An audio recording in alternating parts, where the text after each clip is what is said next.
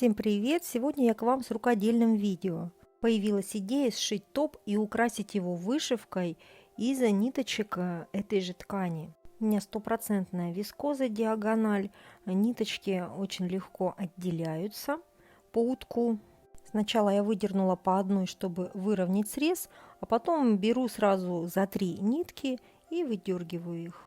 Кстати, идею подсказала мне моя маленькая дочь, которая урвала у меня кусочек маленький и распустила этот кусочек полностью на ниточке. Итак, первым способом декорирования одежды я выбрала вязание крючком.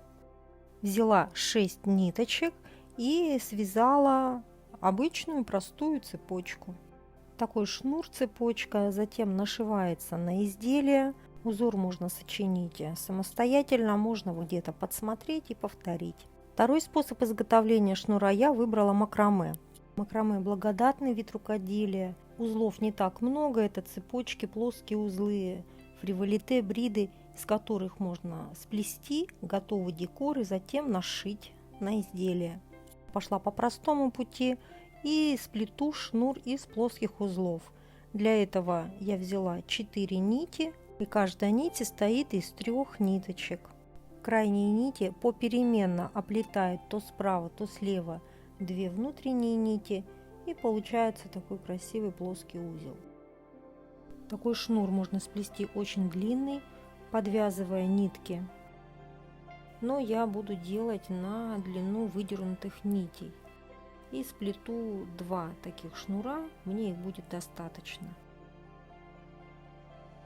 Нашивать шнуры я буду не на готовое изделие, а на выкроенную продублированную деталь. У меня это кокетка топа. Узоры можно посмотреть в Pinterest, но я повыкладывала эти шнуры и так, и придумался такой простенький узор. Я поставила точки, это будет у меня цветочки, розочки, как я их сама назвала.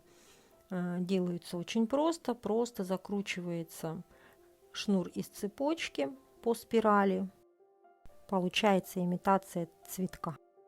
Цветочек нашью на каждую точку и затем шнуром из плоских узлов между цветочками как-то так выложу, как подсказывает фантазия. Пришивать буду не на машинке, а руками, нитками в тон. Так, мне кажется, будет быстрее. Некоторые цветы я вот уже пришила. Теперь покажу, как я это делаю на последнем цветочке. Узелки я оставляю с изнанки, иголку вывожу на лицо и закрепляю край цепочки несколькими стежками.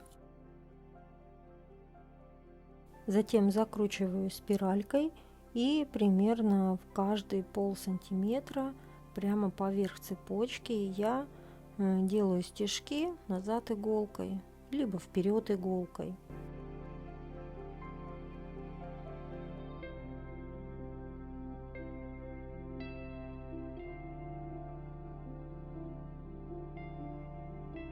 Края цепочки я прячу под новым слоем, под новым витком. Важно не затягивать стежки, чтобы не было ощущения стянутости вышивки. И, конечно, перед пошивом ткань нужно постирать. Второй конец цепочки также спрятать для эстетики.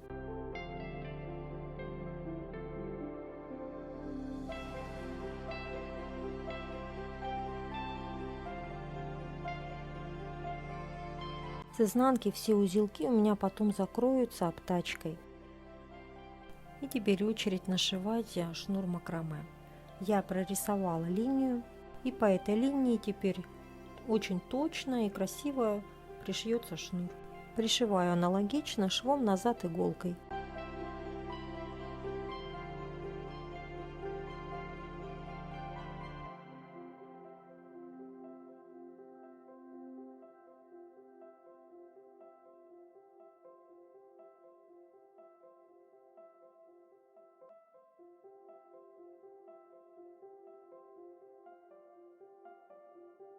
Вот такая красота получилась. И это еще не все. Предлагаю к показу третий способ декорирования одежды с помощью вышивки. При максимальной длине стежка я проложила 2 строчки параллельные и ниткой в 6 сложений с Сейчас покажу очень простой узор.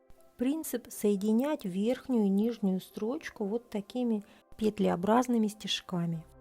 В уголке смотрите схему. Нити не затягивать, чтобы образовывались вот такие свободные петельки.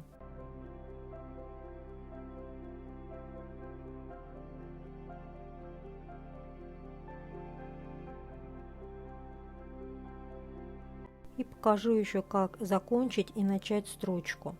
Поскольку отрез ткани у меня был небольшой и длина нити всего около полуметра, очень часто приходится заправлять нитки в иголку.